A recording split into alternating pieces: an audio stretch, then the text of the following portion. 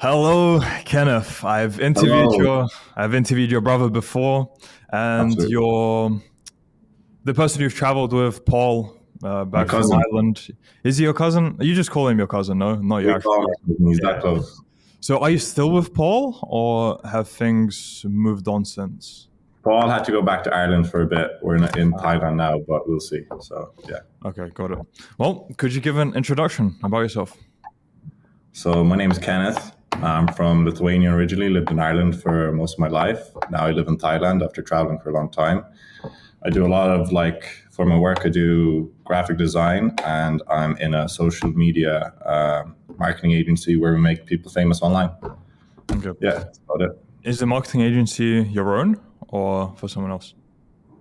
Me and my brother. So mine. Yeah. Right.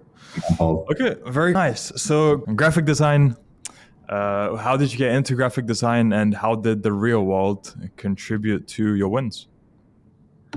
I was always into graphic design. I liked it and stuff like that. It's pretty much I was doing it in school, like drawing, all the other stuff, but I didn't like art because can't get paid for art apparently. That's what I thought anyway. I always liked art, but I thought it was a shit way to make money because artists don't get paid. So I would start doing like technical graphics, all the other stuff on the computer. Did that for school. And then I was always into like graphics because I knew I could help people visually because I had just that mind. I never went to all the graphics school and all the other shite, but I just got good at it because I don't know, it's something I work on. If I spend a lot of time on it, I could just get very good at it. And yeah, and then with the real world, I could actually apply it. I use like the skills that they gave me of like actually contacting people, talking to people, reaching out to them, having more conversations equals more money, all that kind of stuff. Yeah, getting into groups. I think the real world is very good because it puts you on the kind of the business side of things, like you get to think more about the business of things. So whenever you're going through life, you're just kind of thinking of like, all right, how can I get better at this? How can I kind of exploit this or use this in a way to like, I don't know, better my position and help others at the same time, so I got working with a lot of people. You was one of them. So through you, I got a few clients. So that's cool. Yeah, that's about it. I can tell you more if you want, but I don't want to talk too much. So yeah, after the interview with your brother, I heard about him having a very good graphic designer beside him that he recommended, a world class, one of the best in the It world. I'm wasn't joking, lying. but maybe you are. Maybe Absolutely. you You are see my exactly. work. Yeah, it is good. I haven't found anyone better. Thank you. So there you go. And so yeah, reached out to you, done some work with you. I was very happy. And back to the real world, was that the freelancing campus then that you got into, or some other campuses? First, I got into all of them. I was like, fuck it. I want to make money. So it was all of them.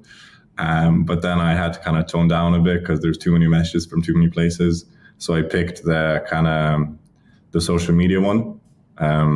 Then I picked, the freelancing one, and then crypto because you need them all. So social media one, you mean the marketing I think so, bootcamp? yeah. Because I started that way back. So probably changes names now. I don't even know, but I'm in the Okay, freelancing cool. now. Yeah. Yep.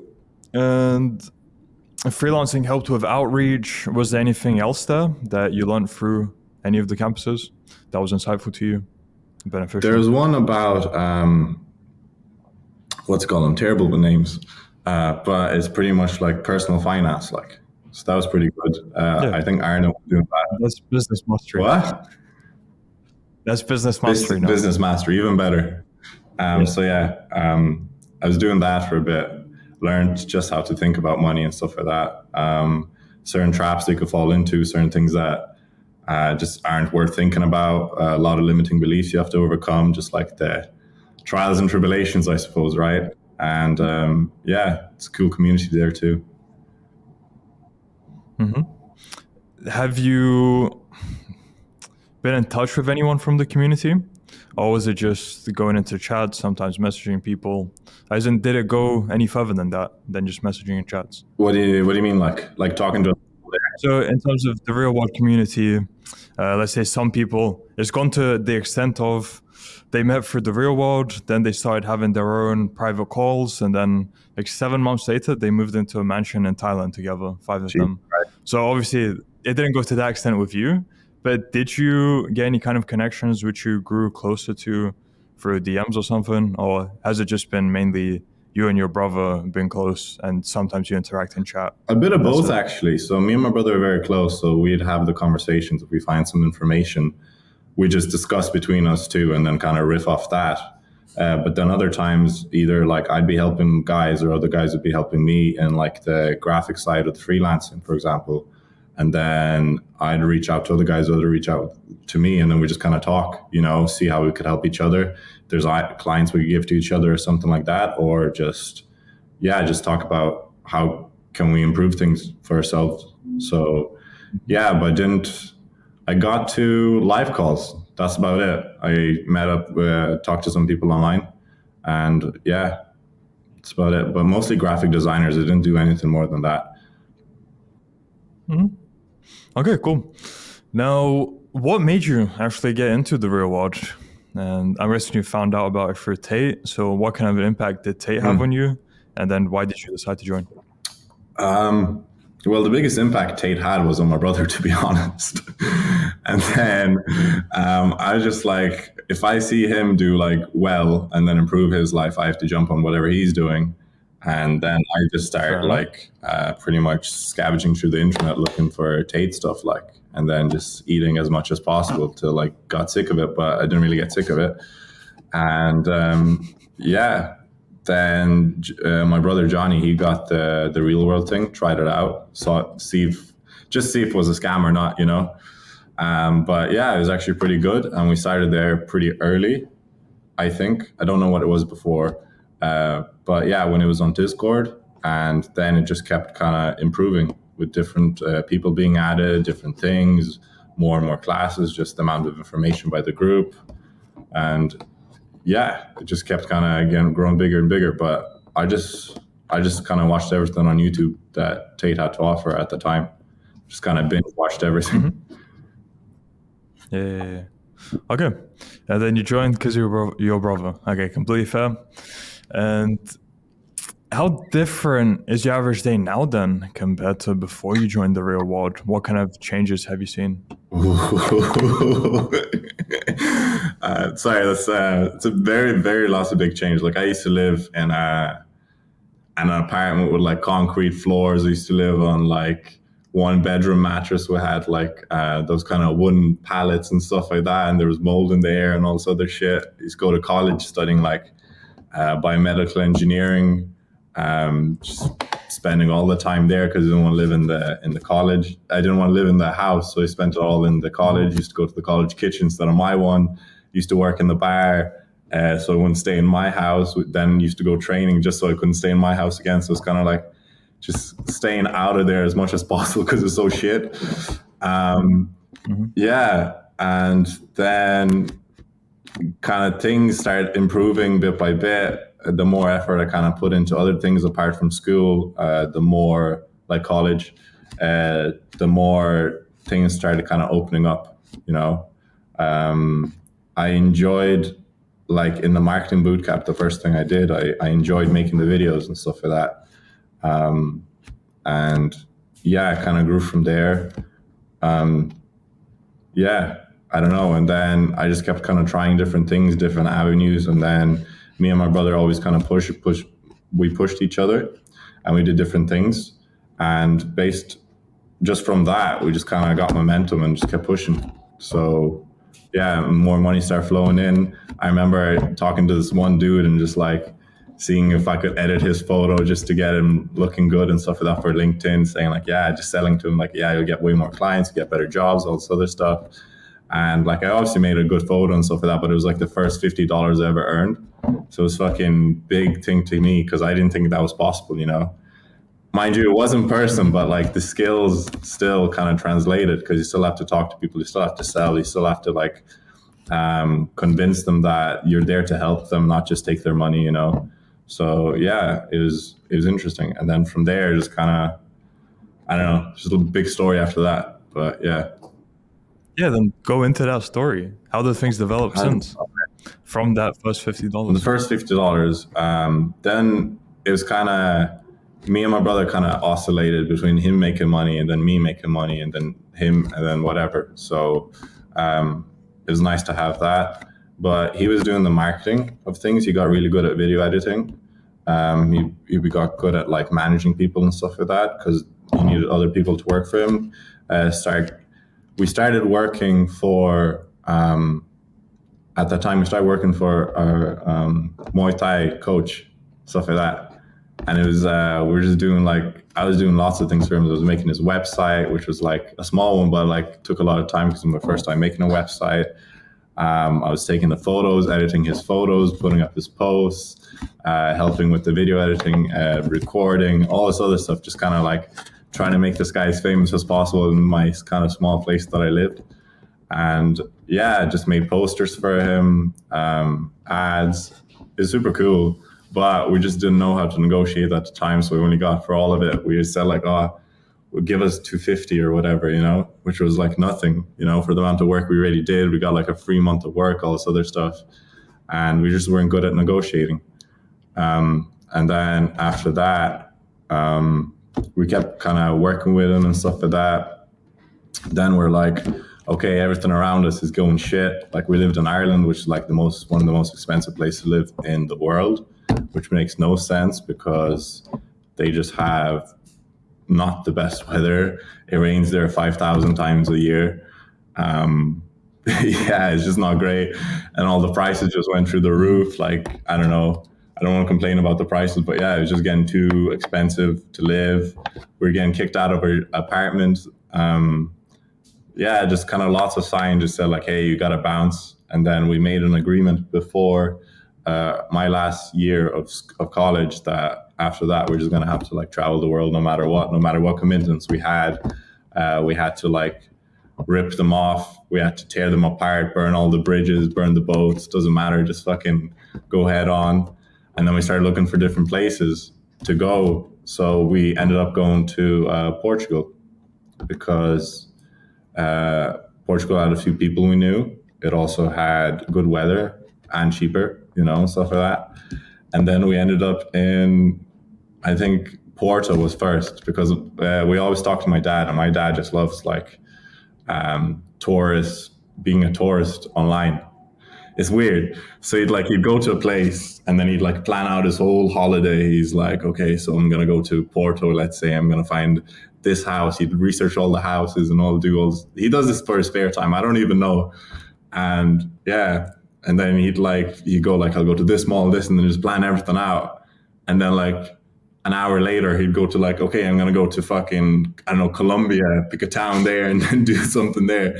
So he just knows like a crazy amount of all these different places, how much they're worth, what's the cheapest place to go, what's the best place, just out of like pure curiosity and like, I don't know, having the crack or something. I don't get him. But yeah, so we're like, Dad, what's the story? Where do we go? We don't want to go somewhere expensive. We want good weather. We want sometimes we want all this other shit. Use them like a search engine, you know, just type it all in like or ChatGPT. That GPT. Yeah, 3.5 or 4 or whatever the fuck it is now. And yeah, so we call him up. He's like, all right, go to Porto. We're like, why? He's like, doesn't matter, just go. So we went to Porto. My brother met this one guy who's really nice, Afonso. I don't know if you're watching this. I hope you are. Miss you. And yeah, he kind of showed us around town, gave us the shortcuts, linked us up with people. And then we're like, okay, so we tried Porto in Portugal. We have to try Lisbon. And because like Lisbon has more people and stuff like that. And then we think it'd be like a faster way of life and all the other stuff. So we jumped into Lisbon, and then we spent like, I don't even know what the fuck it was. I think it was like in a week, it was like maybe in 4 days, like 4K in euros. Like it makes no sense. We're just like going to all the B&Bs, fucking restaurants, just like, I don't know, everywhere you go, it seemed like your wallet just kept like getting deeper and deeper and then more emptier. It's like, it's just turning into the abyss slowly, you know?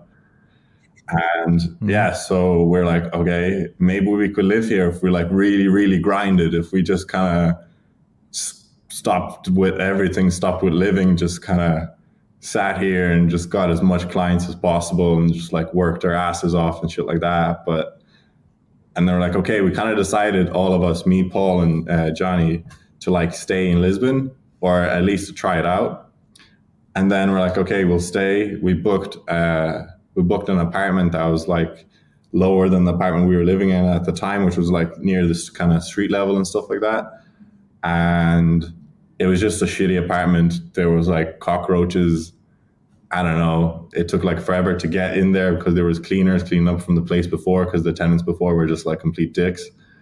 And yeah, and then we're like, okay, so the situation that kind of it's like it's not getting better. Like, well, we should get some food. So we fucked off to Aldi or Lidl or whatever it was, one of them. Walk into the store and we're like, okay, we're just gonna go buy some, I don't know, food, simple stuff, you know, pastries, whatever, eggs, all this other shit, just so we could cook at home or something. So walking through the store and we're like, what the fuck is this? Like, we pick up an apple, it's like fucking €2. We're like, okay, this is a fucking fruit. It grows from the fucking tree. Like, why is it so expensive, you know? Or like, we pick up a basket of eggs and we're like, okay, why is this fucking €5? Whatever the fuck it was, like, it comes out of a chicken's ass, like, you know?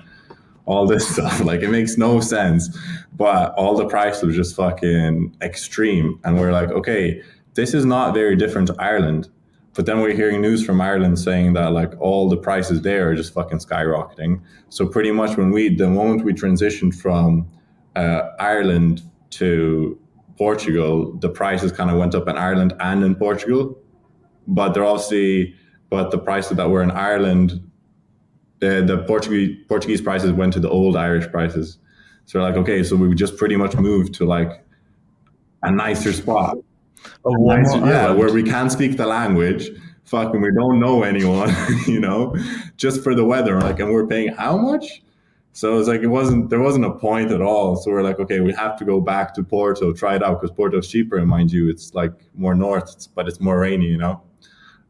So we went off to Porto, and we're like, okay, we'll get a base, we'll find a house, we'll start living well, you know, we'll settle down. Enough of this kind of random chaotic traveling, because we used to just jump from Airbnbs to Airbnbs.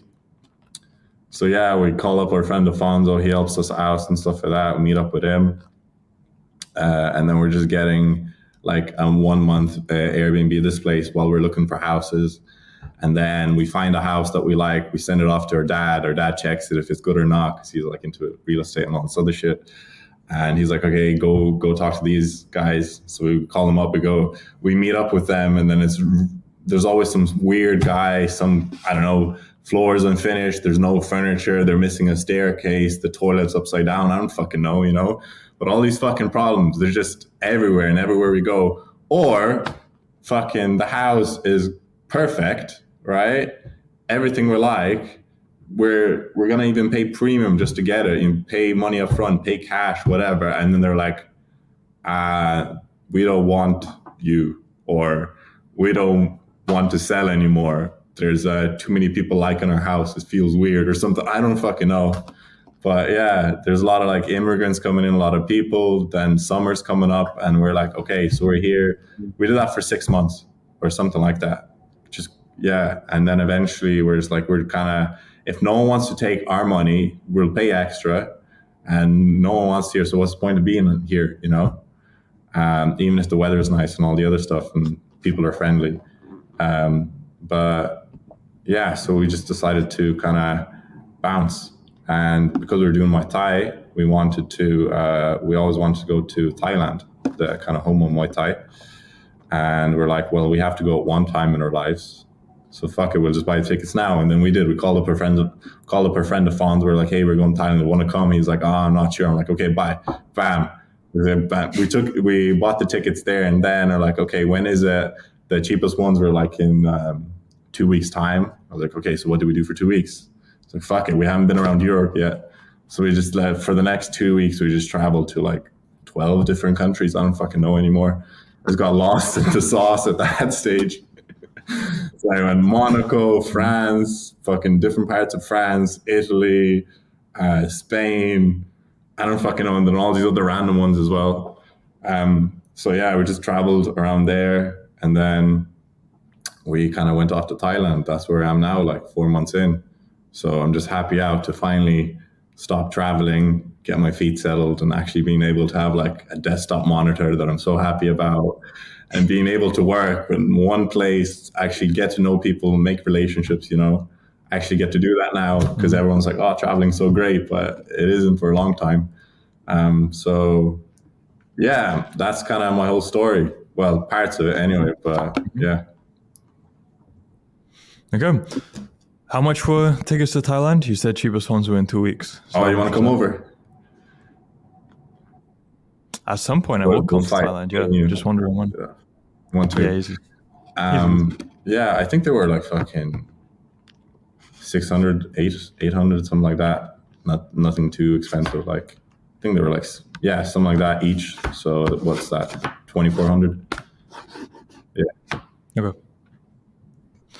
Okay, cool. And now, since you were traveling so much, and you said prices in Portugal got to old Irish prices, you spent 4K in like a few days. Absolutely. So by then, clearly you're making some money for freelancing, right? Yes, I forgot to mention that part. Yes. So give me a bit about that. Like, as you're traveling, how was client acquisition going? What kind of clients did you have? How much were you getting paid? So for me, I had random clients. I don't like in lots of places for my brother, and because we got kind of all work in a group. So for my brother, he got a few monthly clients and stuff for that. As we're traveling, there's certain times where like, I remember we were in Portugal and we had a lot of money in FTX and that thing crashed like, and I had like, what is it like? I don't know, a lot of money like stored in it, and the thing is crashing. So my brother goes, "Hey, just fucking, what is it? Short FTX on FTX, like, because the money's gone anyway." So we started doing that, and then whatever, we made a profit off money that doesn't exist on an exchange that doesn't like have any stability and shit like that. And we're like, okay, this is bullshit. But at that time, we're like, okay, we're losing a shit ton of our money because I wasn't that good at that time of like spreading risk, or even if I did spread risk the way I did, it just like, I didn't know that an FTX, like something like FTX could fall apart. So that exchange just kind of fell through and is so shit. And we're like, okay, we had a lot of our clients' money here. And at the time we weren't living in the best place as well, because we booked the Airbnb wrong and stuff like that. It got canceled. We moved to some other shit part of town or whatever. And we're like, okay, so we have to stay here for 2 weeks. And it was just like, it was the kind of downturn that we're like, okay, fuck it. We just need to like get as much clients as possible, reach out to everyone, do stuff like that. So during that time, it was actually the most profitable time because we sat there and we just worked, and we got like three new clients for a monthly basis. I got a shit ton of clients from like graphics. I worked with like Luke from the Real World. I made t-shirts for Tate. I made lots of other things. I made websites. I made graphics. I made posters and just like the most random stuff, like, but all graphic design. And then video editing on the side if we didn't have like people to edit our videos, or we didn't have the time. My brother didn't have the time. I would edit the videos, or my friend would, and then we just kind of have like this massive factory of like, how can we just make this shitty situation as best as possible and crawl out of this shit space, like. And then eventually, like a week in, we make a considerable amount. We never made that much before. And we're like, fuck it, why are we living in this shit place? So we just got another Airbnb because we couldn't cancel the other one. We just got another one. It's some high flat, facing the river, facing the sun, just a beautiful view and shit like that. And yeah, I was like, fuck it. I think we're doing this wrong by traveling so much and like not, dedicating time to our clients and all this other stuff. So there's been a lot of like ups and downs and stuff like that. And as long as you keep, I think, pushing through the down, as long as you use that momentum on the way down to go back up, it's going to be class. So yeah, that's kind of what happened. Very nice. And now 4 months in Thailand, you say. So how has that been? I'm guessing you're training Muay Thai. That would make sense. What else have you been doing? I've been training a bit of Muay Thai. I haven't done too much. At the start, it was actually pretty funny. We had to get the visas. We thought we had to get a place in Thailand, so they could say that, oh, we have a registered address to go to, you know. And we decided to pick this place called Khao San Road. Now, some people who haven't been to Thailand don't know what that is, but it's pretty much like the necessary evil. That's what they describe it, which is pretty much like all the kind of shit of Thailand stuck in one place. And it's like the party region as well. And like people don't go to sleep there. It's like, it smells like shit. There's like clubs everywhere, massages everywhere, all this other stuff, like red districts, lady boys walking by left, right, and center, whores on the other side of the street, they're both fighting it out. I don't fucking know what happens. But yeah, and that's the first fucking 5 days we spent there. We spent in some shitty hostel and like with no AC in Thailand at like 38 degrees Celsius. So I don't even know what the fuck that is in Fahrenheit. Sorry for the guys in America watching this. Over 100. Yeah, probably 100. Fucking 1,000 Fahrenheit. Just crazy numbers. I was getting a tan inside. Over 9,000. Exactly. Yeah. I woke up in a swimming pool of sweat. That's how hot it was. So yeah, we spent there 5 days, and we're like, this can't be Thailand. There's no way can it be this, And we were in the old part of the city, because on the way from the airport, we saw all these skyscrapers, these massive fucking buildings, just architectural wonders. These people are fucking smart. And yeah, and then we ended up in this place, and we're like, okay, why is this so highly recommended? But we didn't know it was because of Thailand, like. And I was just like, I just got pessimistic. I'm like, boys, I think we need to go back. Like the first week, I'm like, I think we need to go back. This is shit. I'm getting no sleep. Fucking the people around me just want to fucking drink and party, and all these fucking, what are those lads? The fucking computer dorks working in the cafes and all this other shit. Digital nomads, like. And yeah, and I don't know, it just felt so off. It's like, I can't be here. There's no one's fit, no one's doing anything. Everyone just wants to like take drinks and drugs and all this other shit, which is fine. But I just wanted a rest after traveling fucking Europe for fucking 2 weeks, as I said, like. So eventually we got another place further on, closer to the city. I was like, okay, this is fine. And then the places kept getting better and better and better. Then we're running out of the days, because you need a visa to stay in Thailand. I forget about this because I live in Europe. But yeah, so we made a few connections here, talked to a few people. Yeah, they helped us out and stuff for that. Everyone here is so friendly as well. So it's like the best way as well. If you want to like find, what we realized after traveling so much is like, if you want to find info about a place and no one, just go on a date. Just go on a simple date. You'll talk to everyone. All the girls are like, I don't know, they're social elites to a certain extent. They know all the places. They know all the best places to go. They know what's good about the place. They know what's like, where's the discounts, all that stuff. So if you're ever stuck, go on a date. And yeah, we met a few girls, and then they started helping us out. And yeah, and things kind of progressed. But then eventually we're like, okay, we need to get a permanent place. So we were looking around for houses, and we're like, okay, fuck, visa's running out. So we need to extend the visa. So we fucked up to Malaysia. Didn't like that place, but this whole nother story. I don't want to go fucking ape shit at Malaysia. Fuck you, Malaysia. Anyway, and we came back, and yeah, we start straight away. We're like, people here, they work so fast. They're so business orientated. Everything's very quick, especially in Bangkok. And they just went, okay, we need a house. They're like, okay, here's an agent, here's another agent, here's another agent. All the other agents, they're all sending like locations to us. They're like, buy this, buy this, buy this, buy this. We're like, can we get discounts? We're like, yeah, absolutely. So we go to all these places, and then we end up going to this one place called Waterford, which is pretty ironic because I'm from Ireland, and a county in Ireland is Waterford. So we're like, fuck it, we have to go here. So we went here, found out there's a massive gym here, a restaurant as well, in the kind of skyscraper. We get to live on like one of the top floors. So we get a massive overlooking view and shit like that, like 150 meters and all this other stuff. And it's like the best conditions we ever had. And yeah, and then it just happened instantly. We pretty much went to lived in one place for like 2 weeks. and then just moved in, you know, and yeah, that's pretty much it. And now I'm here, my big ass fucking office. Look at this, stretch my arms. You can even fully stretch out Exactly, your I could arms and lift not them touch the up, I could wall. put them That's down crazy. everywhere, like. So it's crazy. Like. Okay. So was that GPT broken when you first came to Thailand? What happened?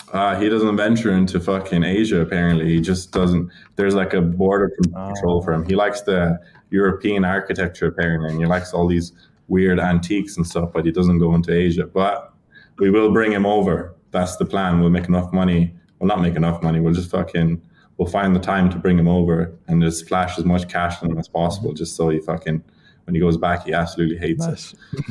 And That's the plan. and then instead of being a digital tourist, be an actual tourist.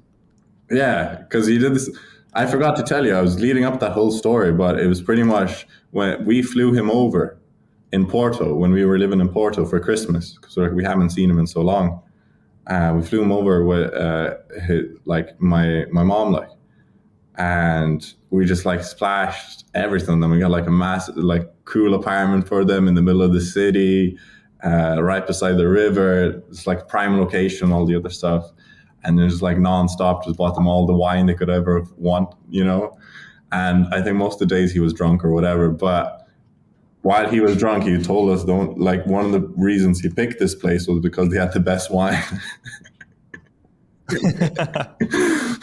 So he was planning all And he knew his sons he would was a bring long-term him thinker, like, Yeah. a businessman. Nice.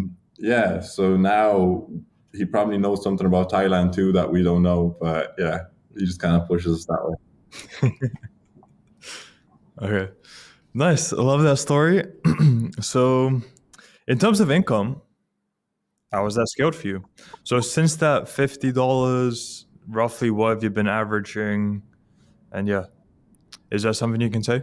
Yeah, I could talk about my agency. As a graphic designer, I'm like, I don't really do that much work as a graphic designer, because right now we're trying to scale the agency. We're trying to help as much people as possible, make as much people as possible famous online, sorry. And yeah, so I do a bit of graphic design, get a bit of money off that, build a few relationships, such as yourself. And then for their short-term content, we probably make about 5 figures a month. Yeah, and sometimes that oscillates as well. Like, there was a few months where we just got too lazy, whatever, lost a few clients, lost or didn't manage people well, and all this other stuff. Things you could only learn the hard way, right? So yeah, and then right now we're just trying to get as much work as possible till we're kind of overloaded, and then just expand from there. So yeah. Okay. So, since you're making good money now Okay, money. and you're living in Okay, Thailand, money.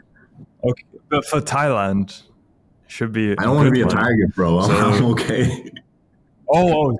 So since you're just above the poverty line Below, in actually Thailand, below. how Yeah, different is your lifestyle? I'm actually below the poverty line. Oh shit! I was gonna say, how different is your lifestyle now compared to when you were in Thailand? If you're below poverty level, I guess it's basically the same, right? More happy people around me, so I don't know. The environment impacts me wonderfully. I enjoy my time here in the sun, getting a tan every single day, get to play outside, work on calisthenics in the park. Living the dream, to be honest. As long as I have my laptop, I can do anything. So yeah, my poverty line t-shirt. Okay, man. So I guess you had to spend the rest of your savings on a laptop, but yeah, that's fine. At least eventually, after a year, you'll make it back. I hope so. I really hope so. Okay, so yeah. What would you say was your biggest challenge after you started making money? Let's say after, again, I refer to the $50. After you made that first $50, from then, what would you say was the biggest challenge you faced? Inner fucking thoughts, like, the fucking spiritual fights you have to fight is ridiculous. Like, I don't know, like, because like the world is pretty much pushing everything against you, and like business is such a ruthless thing, and like it's fun and you get to learn a lot and all the other stuff, but at the end of the day, it's complete ruthless thinking. It's very direct. It's very not all business, but some businesses, and it's just like it pretty much. If you're like in university and then you're thrown out to the world, right? You're still a fucking egg. So if you're thrown out, you're just fucking smashed on the floor and off you go baking in the sun, like. But like from there, you gotta, I don't know, grow somehow, right? And you're thrown into this world where pretty much like there's experts and stuff like that, and then everyone in the world saying that it's like it's easier than it is, or like I don't know, all these kind of inner demons or inner like things inside your head saying, no, slow down, don't do it, don't try this, fucking just lots and lots of limiting beliefs, like. And then you just kind of have to overcome that, push into it, gain an edge, you know, fucking put those demons to work, as they say. And yeah, it's constant fight every day, you know. And then if you're moving around like we did as well, it's like there's nothing to stand on. And it's like, and then if the guys around you are like, one gets sick, another one like goes off somewhere, you know, and then you're like, okay, what's the point of working out every day? What's the point of doing this? And then you just kind of crawl up in a ball if you want, you know. But obviously I didn't do that because I'm here.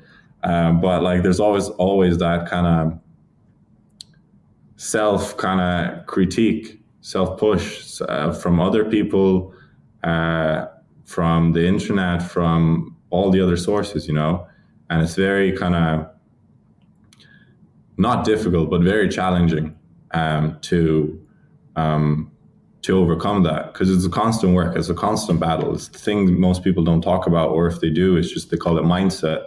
And then straight away, if I heard mindset before, I just kind of throw it out the window because I don't think it's important, right? But a lot of the things, it's like, it's how well you could think, how clear you could think, how much balls do you have, how much things you're going to try, you know? That's kind of it. And like, you have to get over your ego as well, you know. You could be like a smart ass and stuff like that, but the smartest people don't get paid, you know. It's the fucking people who try, who fucking gain arbitrage, who like know things other people don't, who could help other people in other ways, you know. And then yeah, stuff like that. And then, you know, for me, like my friend Paul, for example, he's like a copywriter and stuff like that, and he's doing well. But like when the news hit, like ChatGPT came out, he's like, oh, for fuck's sake, like, you know. It's like, oh, that's fuck that, you know. And yeah, just stuff like that for me as well. Graphic design, like Midjourney and stuff like that. There's lots of new things. You have to move with the world. You have to move with the tides. And there's something always like coming at you, you know, because if you're not moving forward, you're moving back, or if you're not escalating, you're de-escalating. So yeah, shit like that. It's pretty much always lots of challenges to overcome, but it's pretty much, the good thing about it is it's like, it's a journey, right? And with the journey, you learn certain things and stuff like that. You fuck up, you learn from that. You make good things, you learn from that.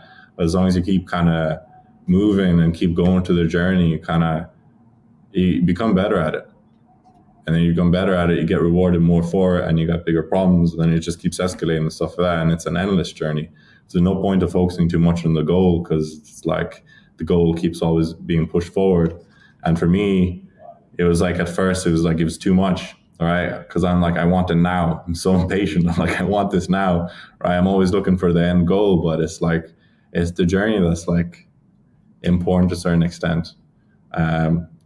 Obviously, there's two ways of thinking about it. You know, you could sacrifice the short term for the long term, or sacrifice the short term for the long term, or the other way around, whatever. But yeah, it's pretty much just overcoming the stuff in your head, because everyone's capable of making money online. Everyone's capable of doing some sort of job. Everyone's capable of helping another human being out. But it's like, will they overcome their own kind of limiting beliefs, their societal oppressions, their own fucking ways of thinking, their own fucking ego, you know? So yeah, it's stuff like that. I don't know. I feel like I'm talking shit at this stage. I feel like I fucking... Nah, I was about to say, what a speech. Feels like you're up on a podium giving a a Well, lecture I can't or whatever, afford like a a podium and motivational fucking talk. poverty line. Why would you say something like that? I can't Pardon? afford a podium and on the poverty line. Come on. Nah, but you get invited to speak. You don't need to pay Yeah, I for just got to make a anything. name first. Take a Yeah, shower as yeah, well. yeah. Okay. Yeah. So, how did you develop your mindset since it's such a big aspect, as you say?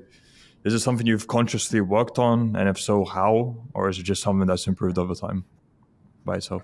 Complete work. Like, yes, it will improve over time, but like you have to put effort into it. It can't be just like the lazy guy that doesn't move a rock. You know, you have to like push something. I had like lots of fucking problems, like mental health problems and shit like that. I used to take like the SSRIs. They fucked me up. That's another story. I used to have like lots of things happening to me. Like I didn't have the nicest kind of upbringing and shit like that. But I don't know, I had my brother there for me. I had my other friend. I had my resilience that was kind of built into me as well. And I pushed through that. So I think it's a constant push. Like, I think a lot of people know what's wrong with them, or at least feel what's wrong with them, or they could like, their body's telling them some things about their life isn't wrong, right? But they just ignore it or suppress it with, I don't know, whatever the dopamine rush they could get, right? Or some people just kind of work really hard for it, you know? So yeah, I put a lot of effort into it. I went to counseling. That helped a bit with my other problems to suppress them, but it also kind of dulled my edge to a certain extent. Because it's like it's saying everything's all right, and all the other stuff in your body is pretty much inside screaming, saying, "Get me the fuck out of here! I'm not comfortable," or looking for comfort or something. I don't know. But yeah, a lot of the attitude, a lot of the, yeah, it's a lot of mindset, like, because like you have to stay positive, right? No matter what. Like, yeah, shit's going bad. It's like, okay, it's going bad. Fuck it. I'll keep going, you know? Or even just like admit that it's negative and just kind of keep going. So it's very hard for me to talk about it because it's something that you have to experience yourself. It's not something that you just fucking read a book and it fucking changes your mind. You know, it's something you test, you try, and you forge. You know, and you keep fighting every day for it because it's very easy to slip. You know, because what I realize as well with the mindset, right? I think it's an interesting concept, but pretty much your brain, right? It's one of the most, it's the hungriest organ ever, right? So it wants to take up as much energy as possible. So it makes sense for it to make problems for you to solve, even though there isn't any problems, just so it could be used. So the more it's used, the more it feeds on itself. And then if you don't like take time out just to fucking put that aside, or just like completely fight all this kind of negative emotions, or just like these things that you know they aren't right, you know, the more your mind kind of eats at you. Because I think too many people are like overthinking. I used to overthink as well. I still do to a certain extent, but it fucks them up as well, because they start thinking about problems that aren't there. They start thinking about problems in the future. They start thinking about like problems in the past they could fix, even though the past, it doesn't even fucking matter. The best opportunity is always ahead. Yeah, and it just it eats at you. So I think it's something that you have to control completely and fight and attack as much as possible, just to keep it under control, you know, because there's other more important fucking organs around as well, you know, in a weird way. Other more important organs around. Interesting way to wrap that up. Yeah. It's, as you say, you can't read a book about it. Um, but going through those things, it adds more depth to you as a person, and you have a better understanding of other people then by seeing what can happen. As in, by going through those things, then yeah, you understand others better, because we all have basically the same brain. It's just different environments, maybe just slight differences, but anything that you see within someone else, that could be you as well. You So think so? I guess if you don't go through those things, then you don't realize that that could also have been Mm. you. But I don't know, maybe I'm also I'm getting off topic Hey, now. we're I pretty don't know if young. We that probably are brought up any making thoughts. mistakes right now. So why does it matter? You know, we haven't anything Mistakes? figured out yet, but we're getting there. That's the way I look at it. Oh, in Yeah, general. in Yeah. general. I thought You you know meant in yourself. I'm this not episode. shitting on you. Sorry. I don't know. Yeah. Yeah. I mean, as you just said, actually don't have more to add there. Okay. What else we got? So plans for future. That's for the And since you're on this trajectory, where do you see life heading in the short term, medium term, and long term? short term. Enjoy my life while I have it. Medium term, keep pushing this business as much as possible, grow into other things. Long term, make a shit ton of money and fucking gain as much knowledge as possible. Grow, have wild experiences that I could collect. So in case the money fucking goes, God forbid, I still have me, and then work on myself along the way. And if my memory goes or whatever, I still have my body. So it's all G as long as I keep working on myself, right? That's the way I look at it. But I could get into more specifics if you want. I don't know if you want general or kind of specific. Yeah, give me more specifics. Right. I Cool. like that. Yeah. So right now I just made my website for, well, another website, but very improved website. So I work for a social media company that me and my brother made and my friend Paul called Tencent.net. And we pretty much make people famous online through short-term media. We made the first person we worked with was our coach from Muay Thai, as I said before. And we pretty much, through us, he was able to work full-time as a coach. And now he could do that, you know? So we helped him out that way. We made an actor in our, we made an actor in our county, like super famous through TikToks and stuff like that. He's walking down the street, people shaking his hands, at least 3 people a day, just mad stuff. And before he was like, he might as well have been a rock on the side of the road. No one paid attention to him, you know? We helped other people online, like fucking Stephen Ronald Bell. He's a cool guy. Everyone should check him out. He has a lot to say about life. Mike Vestal, he's also another YouTuber. Liam Harrison, 8-time world champion. That guy from Muay Thai, he's unreal. And lots of other people that are like super cool. So we're very like, it's very awesome to be in this position to interact with these people and help them out or just grow them and stuff like that. So my plan is to find more of these strange characters or just people who like want to express themselves online and do what I'm good at, make them more famous, make them look better than other people see them, you know, change how people perceive them completely to actually change people's perception of them. So later on, they could like either make money from their knowledge or like, I don't know, meet new people or even, I don't know, gain more women out of the following that they have and stuff like that. So that's one of my goals. Another goal is to like get as massive as possible, obviously. And just because later on in my life, I could always kind of go back to that very easily. So now I'm at 90 kg, I'm going to go to 100 by the end of the year. I have the gym in this building right here. So I will go there every single day. So it's going to happen no matter what. I want to get more flexible, more mobile, because there's a difference between the two. Look it up. And I want, and then probably build relationships as well, you know, with women and with people, with women. Grow that way as well, you know, because a lot of business is maintaining and growing relationships. So get a girlfriend or two, who knows? Have lots of friends around me that I could like trust, entrust different things to them, work with them, build stuff with them, travel more, but still have a home base, you know, got to stay centered. Fly my parents over, as I said, it's a massive goal for me. I love that stuff. So I'm just waiting for them to clear off their schedule and stuff like that. I want also to expand my my outreach and my skills and stuff for that. So now I'm getting very, very good at building websites. You can see it in the link below, right? There you go. And and my brother is very, and his team, including me, are very good at making people famous and getting better at that and getting cooler and cooler clients as we go, I suppose. That's my kind of specific goals right now.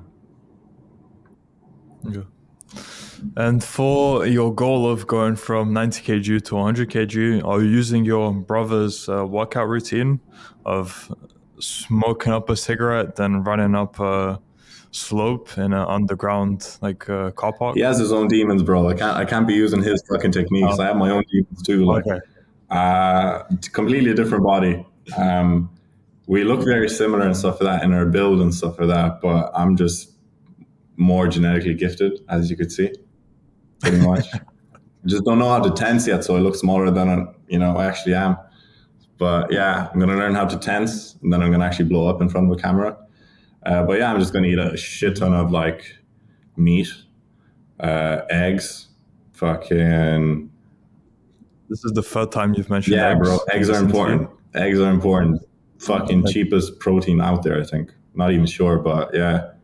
I just found out you don't even have to crack them. The other two times, actually, was it? Oh, yeah. Okay. So one time I remember using it as an words.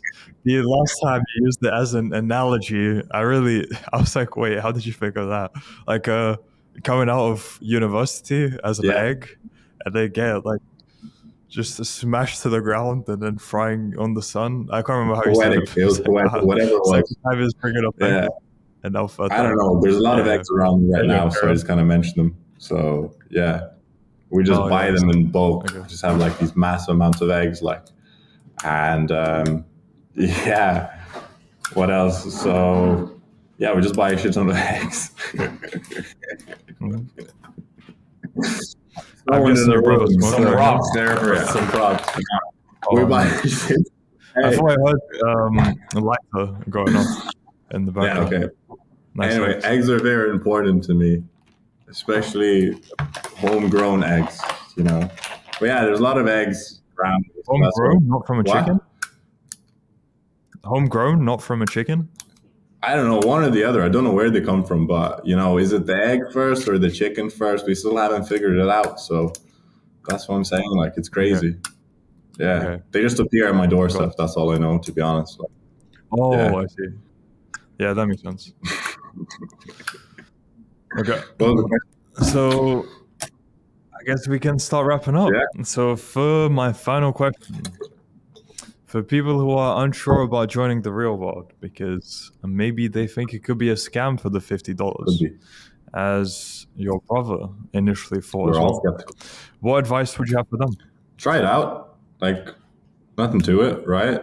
So pretty much lots of ways to make money, right? You could go find another course and stuff for that, pay them, whatever would be exactly the same amount, but you only get that one thing.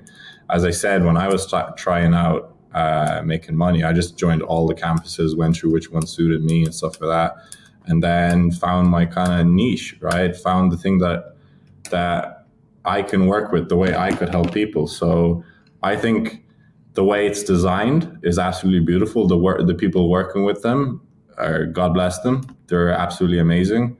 You're being one of them. God bless you.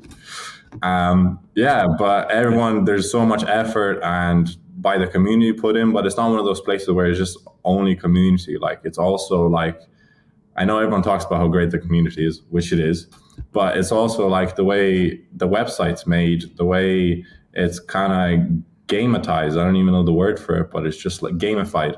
So it's pretty much people in there want you to succeed. That's pretty much it. And it's very weird to hear from Fire that like, okay, why am I paying someone else to believe in me? Like, you do the same thing with like a coach and shit like that, right? And it's like, you say that, I don't know, it's way better than college. Fuck college. That's all I'm saying. At least here you could fucking change semesters. You don't have to talk some fucking twat for it. You don't have to, if you send fucking harassment emails to people, no one was going to go after you. You're just probably going to get kicked out of the campus. But it's another story from my side. Yeah. So I think it's a great place because there's so many things you could do in there. It's a great fucking stepping stone for anyone who's like, oh, I want to make some money online, or I want to try something new, or hey, I believe in myself, but I don't know if this is the thing. Just fucking give it a shot. Like $50, what's the story? I made $50 off a guy. So there you go. Paid for my first membership straight away. And that was pretty much probably like a few months in, like, so yeah, I'm pretty sure everyone has enough money to pay for it. But I'm saying, if you do want to buy a course, if you don't want to make a better life, if you want to start living, having experiences that you actually like, go put in the work in some place where there's people that actually succeeded. No one fucking succeeded from college, let's be honest. They're all fucking twats. There's some people who come out there and they're happy out to work in their jobs, and that's fine. And they're good at what they're doing and they do it. But if you feel like should be living life in some extreme end, right? Probably the rich side, I suppose. Yeah, go fucking try it. It's nothing. I don't know. Just fucking do it. What? Yeah, just go do it. Like, the only purpose of uni is to put in your life bio that you dropped out of it. Because that's what? All successful people have. The only purpose of uni is to put in your life bio that you dropped out of Absolutely. it. Because basically all successful people dropped out of Harvard, dropped out of that university, dropped out of that. It's just part of being a successful person. You just need to drop off, Apparently, I took a year out, so that probably counts. And I also got fired from my job while I was still in college for it. So there you go. But I got fired because I didn't like it on purpose, so I self-sabotaged it, obviously. Not like I'm shit at my job. But... Well, hell, you're great at your job. You're making over 5 figures a month. Yeah. So happy out. Yeah, that's about it. Go try it. What's the harm? Nothing to it. Gangster rap made me do it. So... Yeah, let that be inspiration for all you kids out there wanting to make something of yourself. There you go. Very cool. And for people who want to find out more about you or contact you, what can they do? All right, this is my plug. I'm ready for it. So I'm a fantastic person. I obviously have a very good footprint online as well. So you can follow my Twitter, Capesitis. I only post there sometimes. You can follow my Instagram as well, Capesitis. Is someone going to edit this video? Or is it going to be like that one? Yeah. So if I go like, hey, follow here, right here. Oh, not in that way. No, not in that way. God damn it. All right. Unless I send it to you and you want to add it. Maybe. I have some video editors I know, Yeah, so Capesitis, description below. Yeah, and then I work for Tencent.net, just made an awesome, unreal, world-class website that you should definitely check out, even if you're not into anything I said. But yeah, so check me out there. Instagram, Twitter. Okay. The two. Cool. Well, it will definitely be in the description of the video, so do check that. If there aren't any pop-ups on your screen, probably won't be pop-ups. Right here or right here. Yeah, no pop-ups here, or here. Okay. Okay, so let's wrap up. Thank you. It has been an hour. I don't know how, but apparently it's been an hour. You're just great at talking, crazy. Yeah. Thank you for the stories you shared. Really appreciate you sharing those experiences. It went deeper at times, so thank you for revealing those. It was great speaking to you, and I look forward to doing a follow-up in future to see how you're progressing and hold you accountable as well, if need be. So all the best to you until then. All right. Goodbye.